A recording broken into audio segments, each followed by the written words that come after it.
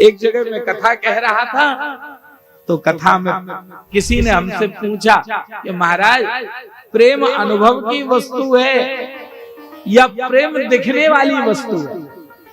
मैंने कहा प्रेम अनुभव की वस्तु है, ये बात बिल्कुल सत्य है, लेकिन प्रेम को देखा भी जा सकता है, प्रेम को महसूस भी किया जा सकता है।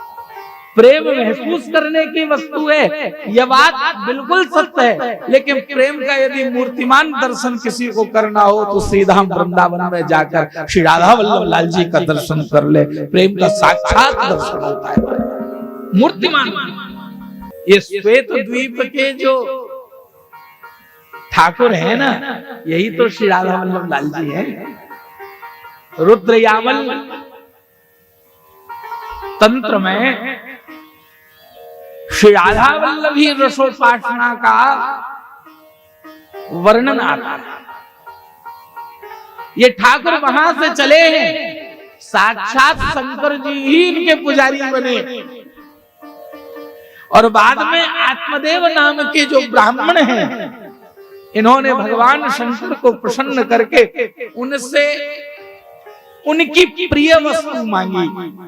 तब जाकर भगवान शंकर ने इस कलिकाल में आत्मदेव नाम के ब्राह्मण को श्री राधा वल्लभ लाल जी का जो सुंदर विग्रह आप दर्शन करते हैं विग्रह दिया, और उसी विग्रह को आत्मदेव जी ने अपनी बेटी का विवाह गोस्वामी हितरवंश चंद्र महाप्रभु जी से करके आज दहेज के रूप में वही ठाकुर जी उन्हें प्रदान किए, और उन्हीं ठाकुर को आज हम अपने हृदय में बसा करके मंगलमयी राधा वल्लभी रसोपासना की स्वस्थ परंपरा का अनुगमन करते हैं, स्वस्थ परंपरा पर चलने का प्रयास। तो ये कनेक्शन है।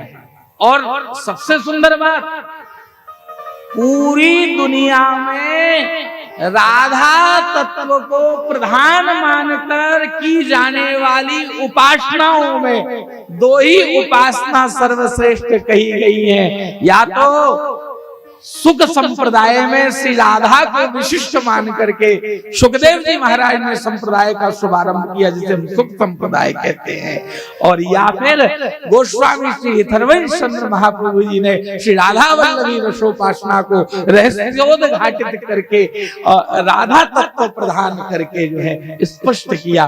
तो दोनों ने श्री राधा को ही विशिष्ट माना।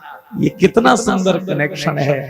परम आदरणीय श्री सुखदेव जी महाराज की गुरु श्री राधा है, और हमारे परम लाडले तारा सुत श्री हितरवंश चंद्र महाप्रभु जी की गुरु भी श्री राधा है। ये दोनों ही गुरु भाई है साहब। ये नाता है राधा वल्लभी रसोपासना का और भागवत जी का। इसीलिए ध्रुवदास जी महाराज ने स्पष्ट किया है।